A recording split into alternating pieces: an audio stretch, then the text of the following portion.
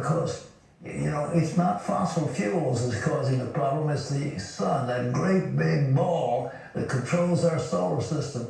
And if we have a 200-year low of sunspot activity, that means a lot of freezing, a lot of ice, and we'll be so grateful that there's some coal or oil or natural gas available to heat our dwellings. So keep in mind, but the Lord spoke about the time before he comes back there'll be famine. Well, then this could be a time of famine because there won't be enough grain to feed this huge population we have right now.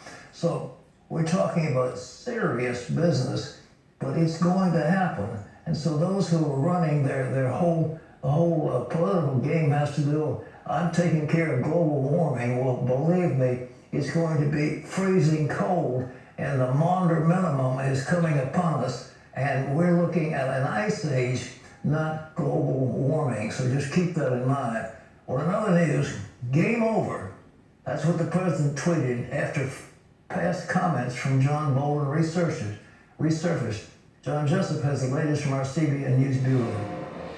And Pat, now on the last day of questioning in the impeachment trial of President Trump, the fight over witnesses seems to have shifted in the favor of Republicans, with growing confidence that at least 51 senators will vote against calling former National Security Advisor John Bolton and others.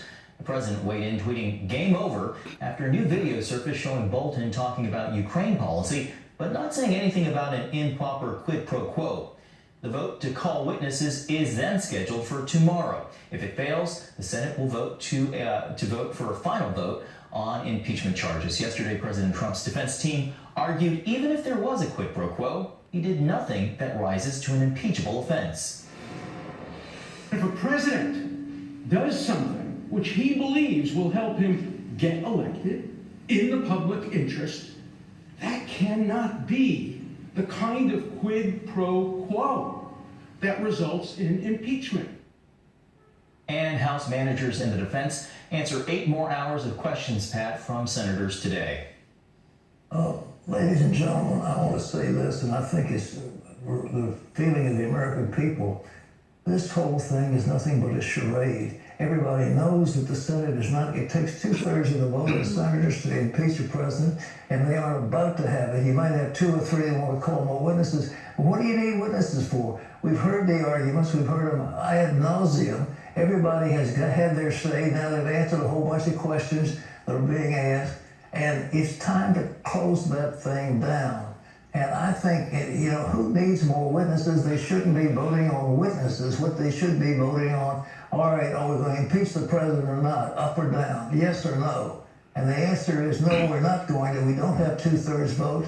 We may have Murkowski and a few others who are talking about, well, we're not sure, and Romney talking about witnesses. But who needs more witnesses? Everybody's heard everything they need to hear. They're only repeating themselves now. And it's high time that the American people just breathe a sigh of release and say this charade is over. There is no way the president's going to be impeached. There's no way there'll be a 2/3 vote in the Senate. So why don't they respond to the obvious and say, we've heard all the arguments on both sides. We've given them plenty of time. They've asked questions. We have had the House managers give their point of view. We've had the opposition on our side give their point of view. Now it's all over. We've heard enough. We don't need any more witnesses. We don't need any more discussion. Let's take a vote. And I think, ladies and gentlemen, Friday should be the day they say, all right, enough's enough. Vote. Either we're going to impeach him or not. And the answer is no, we're not. So game over.